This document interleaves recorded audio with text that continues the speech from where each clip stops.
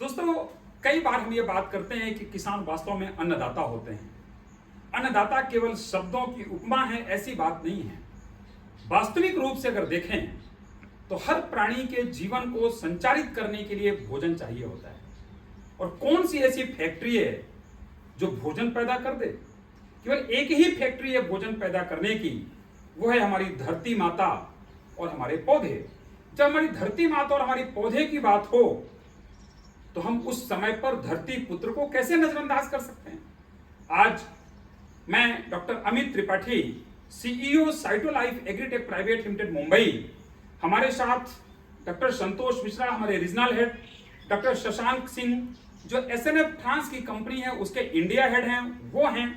और आज हम छत्तीसगढ़ प्रदेश के रायपुर में जुलूम जगह पे बैठे हुए हैं, जहां पर एक ऐसे शख्सियत से आपकी मुलाकात कराएंगे।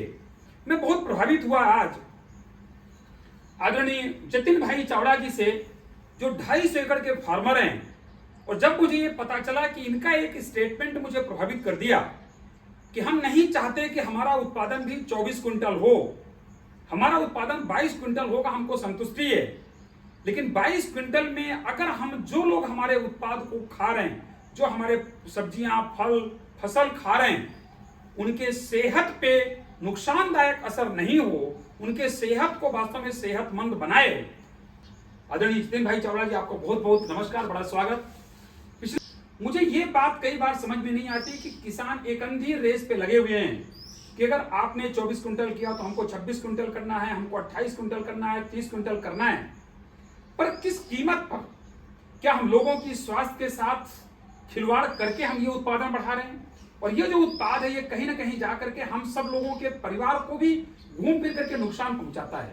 आपके विचार में जानना चाहूंगा कि आप एक ऐसे प्रगतिशील किसान, और आज भी आपके अंदर वही उल्लास, वही वो, लेकिन एक सागर की तरह गंभीरता है आपके पास में कि आप बहुत गंभीर तरीके से करते हैं।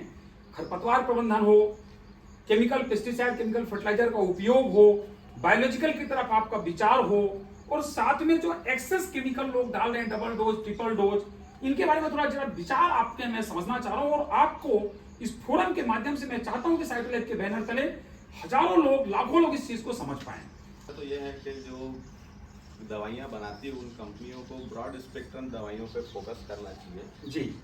इस आजकल का ट्रेंड क्या है कि स्पेसिफिक दवाइयाँ आने लग गई जी। है और किसान इतना सक्षम नहीं रहता कि हर कीड़े की हर प्रजाति को पहचान सके और उसके लिए स्पेसिफिक दवाई डाल सके।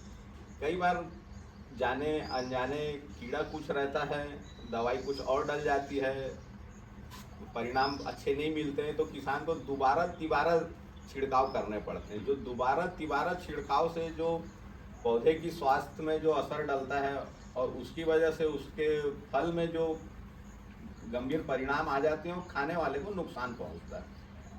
तो कम से कम दवाइयों का उपयोग हो, एक दवाई से 2, 3, 4 प्रजाति के कीड़ों का खात्मा हो, ऐसी दवाइयाँ आनी चाहिए। और ये कोशिश करनी चाहिए कि कीड़े को पहचान के सही समय पे उचित प्रबंधन करना चाहिए, न कि कीड़ा आने की संभावना को देखते हुए अग्रिम छिड़काव नहीं करना चाहिए, जिससे अनावश्यक धन की हानि तो होती है, कॉस्ट ऑफ कल्टीवेशन बढ़ता है और आखिरी परिणाम उपभोक्ता को झेलना पड़ता है। तो 2 पॉइंट आपने बात किए होंगे, बहुत सारे पॉइंट है। मतलब मैं तो कहता हूँ जतिन भाई चावड़ा जी अपने आप एक विश्वविद्यालय हैं सर। पहला आपने पॉइंट ऑब्जर्व किया, उन्होंने कहा कि कंपनीज को ब्रॉड स्पेक्ट्रम पेस्टिसाइड तैयार करने चाहिए। एक ऐसा पेस्टिसाइड जो कई सीरीज के, कई फैमिलीज के लेपिडोप्टेरन्स हो, उनको किल करने वाला हो। ऐसे फंजीसाइड होना चाहिए। क्योंकि बनाने वाले आदमी वो सोच सकते हैं, लेकिन जो उपयोग करने वाले, जो स्प्रे करने वाले फार्मर, उनके पास वो समझ नहीं होती कि बेसिकली ये कौन सी सीरीज का लेपिडोप्टेरन्स है। तो दूसरी बात जो जतिन भाई की मैं समझ पा रहा हूँ वो ये कि कई बार वेजिटेबल फार्मर्स में पूरा शेड्यूल बना हुआ होता है कि चाहे कुछ भी हो जाए, फ्राइडे को ये दवाई चलाना तो चलाना ही चलाना है, शनिवार को चलाना तो चलाना ही चलाना है। मतलब इसके वजह से भी कई बार एक्सेस केमिकल लोड जा पा रहा है, जैसा मैं समझ पा रहा हूँ आपकी बात से। और ये जो बाकी एक चीज आपने बड़ी अच्छी और कही थी कि बेसिकली हमारी ये सोच है कि हम उस रेस पे नहीं जाना चाहते कि अगर सामने वाले ने 24 क्विंटल किया तो हम 26 क्विंटल पे जाएं। हम 24 क्विंटल को 22 क्विंटल मिले हम संतुष्ट हैं, लेकिन सामने वाला आदमी जो हमारी फसल को खा रहा है उसके सेहत पे नुकसान, ये विचार कहाँ से आपके पास आते हैं जतिन भैया, क्यों आप ऐसा सोचते हैं?